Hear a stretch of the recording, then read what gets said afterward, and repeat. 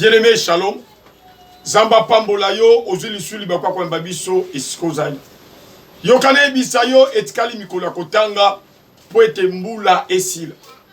Yango nazo ebisolo komoko ete mokonzi oyo ndimela azana bokonzi likolo ya milimo. Yebe ete nkolo na biso azalaka likolo na nyonso. Yango babenga kaye mokonzi ya milimo. Tango to tambola na bien-aimé, yebe ete yo poko za la supérieure na milimo. Parce que le pouvoir de Dieu est en vous. Yango to memelo tem moko na tongo to tentisile yango to pouvoir m'a été donné. Oyebi ondimela Yesu pambati. Ondimela Yesu po misala ne kulusu. Emonisa mana vie na yo. Yango to mona na Luc 10, 19, 17 à 19. Alobi ete, je vous ai donné le pouvoir de marcher sur toute la puissance de l'ennemi. Et rien ne pourra vous nuire. C'est-à-dire, tant qu'enfant de Dieu, on peut te combattre, mais avec le pouvoir que Dieu nous a légué au cause de la supérieure. Avec le pouvoir que Dieu nous a donné, au koyeba na kotele me la mulili ekotika yo. Nazo peso témoignage moko. Oyebi bien aimé, ndeko moko akutana gina likama. Metango akutana likama akanisi nzamba salaka. Abengi biso. To komi sika za kidanga mabi papa, tina ga loboko na motema. Na zwi loboko na tena motema na ebisi nzambe. Oya pona kopesa liwate na oya pona kopesa bomo. Ba memi ndeko wana mbangu l'hôpital. Ba komi ni l'hôpital ba kote na salle d'urgence. Tamba bandi ko soigner kaka na même moment wana ba 1003 personnes. Ba zalaki presque na même cas. Mais pendant que bazo soigner bango, moto ya liboso akufi. Moto ya mibale akufi. Ya mise atkali ye moko bien aimé. Tala mili mabe ko tele la kolobake tala ndenge ba bakufi yo potoki. Mais zamba lol oya ye ko pesa bo même so non faut ko bonde la mangue. Tala ndenge azali wana balati déjà ko bank. Esprit de mort ya wana ezotambo. Mais na kombo na Yesu to bengani esprit wana lelo papa wana za na bomoy. Azotambo la sans problème. Nazo peso verset à liboso. Je peso verset à liboso thème na biso tout pouvoir m'a été donné. Verset à liboso. Matthieu chapitre 28. Matthieu 28. Matthieu 28. Matthieu 28. Matthieu 28, verset 18 à 20. Nous lisons au nom de Jésus. Jésus s'étant approché, leur parlait ainsi. Tout pouvoir m'a été donné dans les ciels et sur la terre. Allez, faites de toutes les nations des disciples, le baptisant au nom du Père, du Fils et du Saint-Esprit. Et enseignez-leur à observer tout ce que je vous ai prescrit. Et voici, je suis avec vous tous les jours jusqu'à la fin du monde. Alléluia. Mon cousin n'a pas connu ton dimela assez. Balobi était avec au coup de la dissous n'a pas yékoli. Azali ko s'entretenir na bango. Alobi ete mo continuer se pesa melanga. Na likolo penas. C'est-à-dire mo kondo yo ndimela. Azana bokonzi likola milimo maba famille na bino. Azali likola ba loi ya famille. Mibeko ezali ko empêcher ba pese lo dot azali likolo na.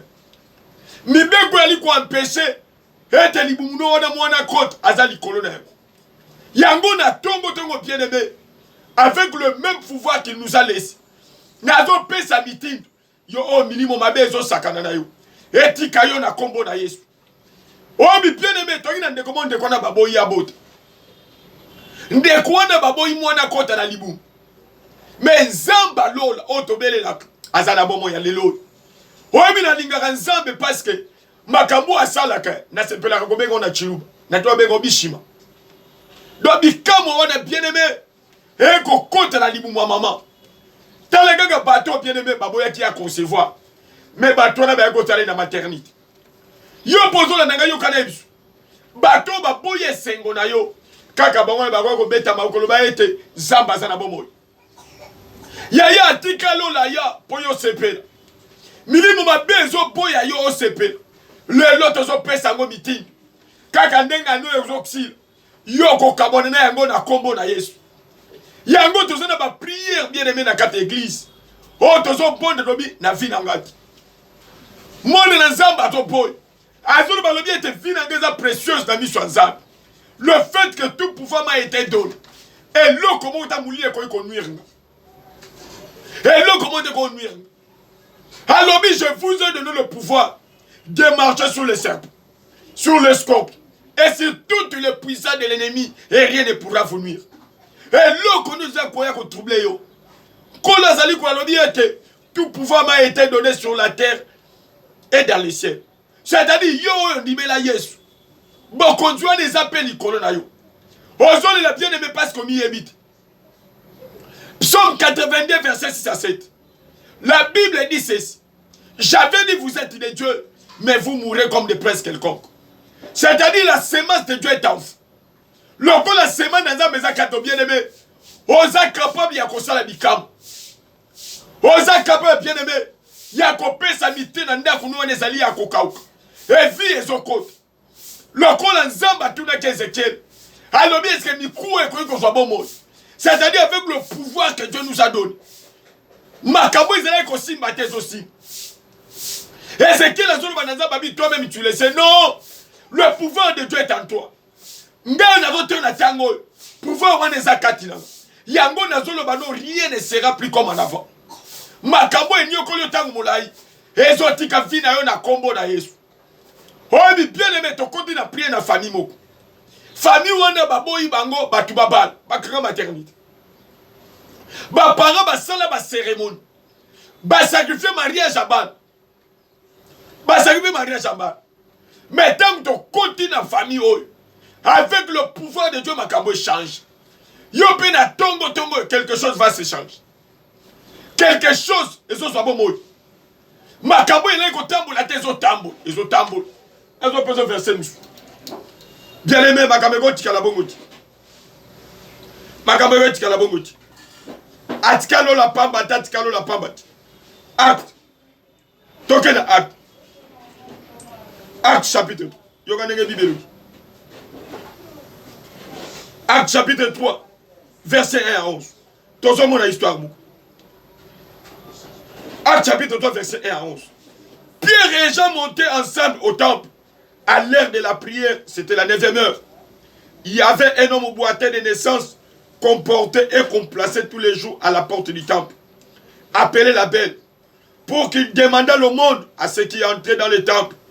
Cet homme, voyant Pierre et Jean qui allaient y entrer, leur demanda le monde. Pierre, de même que Jean, fixa leurs yeux sur lui et dit, regarde-nous. Et il les regardait attentivement, s'attendait à recevoir de quelque chose. Alors Pierre lui dit, je n'ai ni argent, ni or, mais ce que j'ai, le pouvoir que j'ai, je te le donne au nom de Jésus-Christ de Nazareth, lève-toi et marche. Et le prenant par la main droite, il le fit lever au même instant.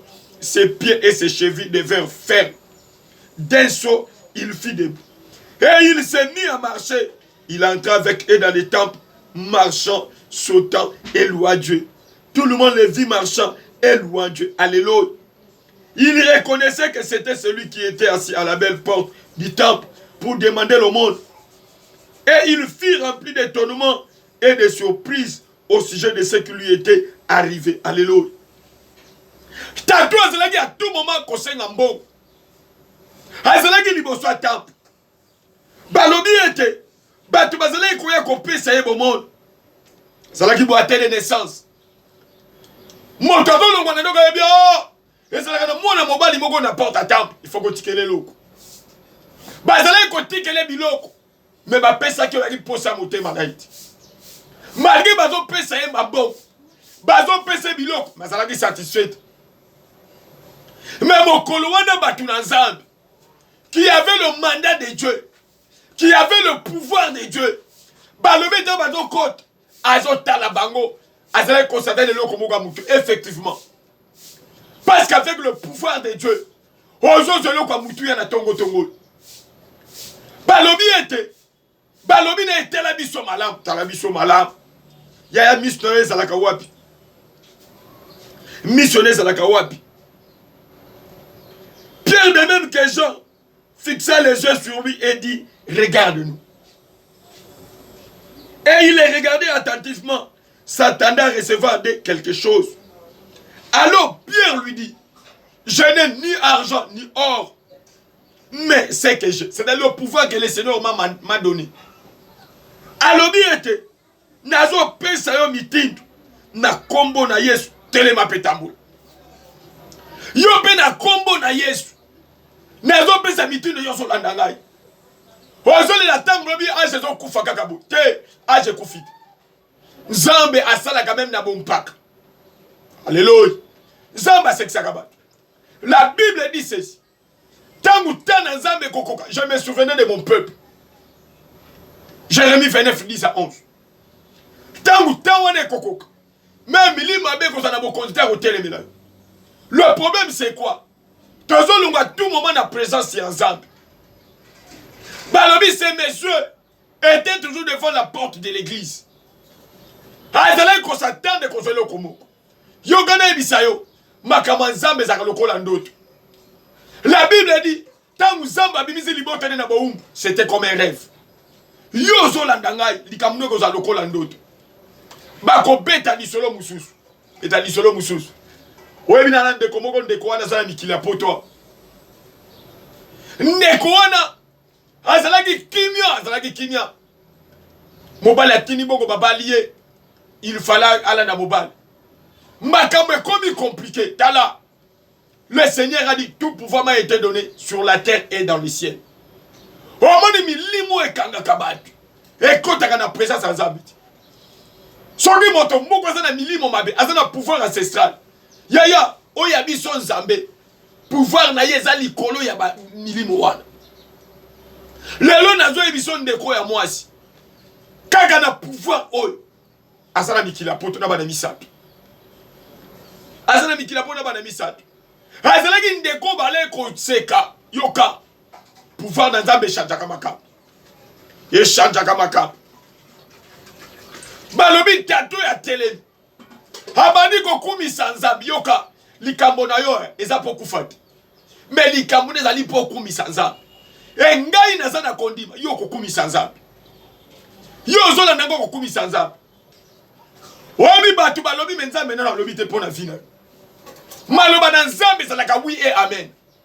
Et Nzambe a pesé pouvoir wane pa ina ba oyaye. Yango azali koloba il est venu chez les siens. Les siens ne l'ont pas reçu. Mais à tous ceux qui l'ont reçu, à tous ceux qui croient en son nom, il leur a donné le pouvoir de devenir enfants de Dieu. Tondima Yesu ya pas mat. Tondima Yesu po misala ne kulus. E moni sama na vina bisu. Obi lelo bien aimé. Bana na Nzambe ba zo pesa nde monguna pouvoir. Oh alobi je vous ai donné le pouvoir de marcher sur toutes les puissances de l'ennemi. Monguna ko sala manigance. Mais avec le pouvoir que le Seigneur nous a donné. Tozo baby saint. Alléluia. Yango tozo na ba prier sur la délivrance des familles. Ba famille belé zali akokama na bukoko. Ezali akokama bien aimé na ba loi établie. Mais Nzamba lol oya tika lol akita ayepona ko bimisa batu na kata mulili wana. E nazana kondima yo to landa ngai Nzambe wana ko sekisa yo. Nzambe wana ko sepelisa yo ko sepelisa yo. Nzambe wana azana bomoyi. Zana bomoyi. Na zo peso verset mususu. Zo peso verset mususu. Na mukana na Marc. Marc chapitre 5. Verset 25 à 34. Écoutez ce que la Bible dit. Marc chapitre 5. Verset 25 à 34. Or, il y avait une femme atteinte d'une perte de sang depuis 12 ans. Elle avait beaucoup souffert entre les mains de plusieurs médecins. Elle avait dépensé tout ce qu'elle possédait et elle n'avait éprouvé aucun soulagement. Mais était allée plutôt en empirant. Ayant entendu parler de Jésus, alléluia, elle vint dans la foule par derrière et toucha son vêtement. Car elle disait, si je puis seulement toucher ses vêtements, je serai guéri. Au même instant, la perte de sang s'arrêta et elle s'est sentie dans son corps qu'elle était guérie de son mal.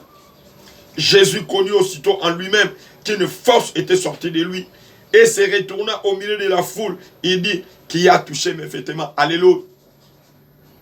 Yaya mu pepe mabe yaki. Balobi mamu ya nyokwami na maboko ya minganga. Nyokwami na maboko ya minganga. Asilisi mbongo nyos, asilisi mbongo nyos. Pona ni? Parce que malgré mbongo na ye azaki solution. Même okolo wana bien de ayoki kolela na ayoki mongongo na nkolo. Balobi alobi boy. Soy ga na ke na simbi lamba na ye na komona bikam. Ce matin bien aimé, au simba pe batu. Au simba batu. Mais il est temps au simba nkolo. Bato ba simba nkolo bien aimé, ba mona bikam na vie na ba. Omoni na simba nkolo makambo échange à témoignage. Ce matin bien aimé, yo pas qu'on témoignage. Parce que misala na nkolo ezomona. Balobi était moi na moi seul. Depuis 12 ans, azala conseiller. Ba minganga ba meki et simbité. Mais mon kolo le bisoki na simbika ke lamba na ye. Bien aimé, il est temps de toucher nkolo. Zambe wana komi mondi sama na vie na yo. Balobi tango a simbika ke lamba na ye. Au même instant, makile katan. Mais yo gane ebisal. Le Seigneur était entouré par ses disciples. Batu bazala ge pele. On a tango akal. Ce qui moi ça tombe na makila après qu'on la pepe na batu. Mais moi je avec la foi. Alobi malgré ba tepele. Malgré ba ye ko li ba entouré. Ce qui na simbika ke lamba de je serai guéri. Ce matin bien aimé, nazo bon de la mu pepe mo ke telema ki na vie na yo.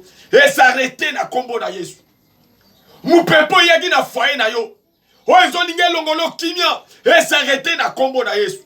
Balobi au même instant, cette femme était guérie. Yo pe nazo sakola na tongo tongo. Et l'on connaît cette ennemi la qui fina. Oh bien aimé, olembi. Balobi était maman oh. Après na ba mette ma kamia qui sou ma kasi colique. Yo bokutani na ebité na basai na Nzambe andenge na ndenge. Mais lelo na kombo na yezo ko na makamone kata. Ye o ya sekui amimondi sama na vie na yo.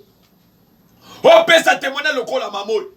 Balobi au même instant, le Seigneur a senti yaki na nguya moke bimi katnai. Nazo bonde la mu pepe na Nzambe. O échange akamaka. E kote na ndaku na yo. E kote na foyer na yo. E kote na santé, babinga nga balobi te, ye situation de azonga kaka.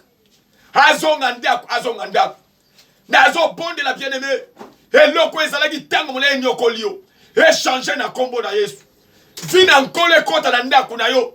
Ozwa témoignage lokola mwana mobali yo ya acte toi na kombo na Yesu to bonde libongo. Amen.